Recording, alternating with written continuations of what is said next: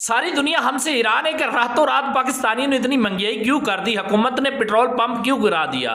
भाई यूई का $2 अरब देने थे, उन्होंने जंगी हालात में जल्दी वापस मांगे, इमरजेंसी में हमें पैसे वापस करो।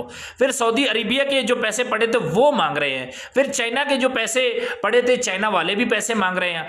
अब हुकूमत ने सोचा इन घरों को हम पैसे वापस करते हैं, इन मुल्कों को हम पैसे रिटर्न करते हैं तो हमारा बैंक तो करप्ट हो जाएगा, हमारी मैशियत तो फौरी तौर पर डिफॉल्ट हो जाएगी।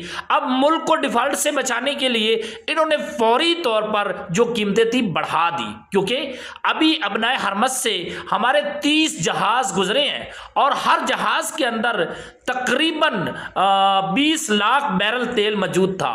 तेल की कीमतें जो थी वो इस वक्त खुफिया तौर पर जो ईरान है हमें फ्री में तेल दे रहा है, तेल की कीमत 70-80 रुपए पे भी आ जाती तो फिर भी टैक्स के साथ भी पाकिस्तानियों को पेट्रोल मिलता ना, तो अच्छी खासी प्रॉफिट थी।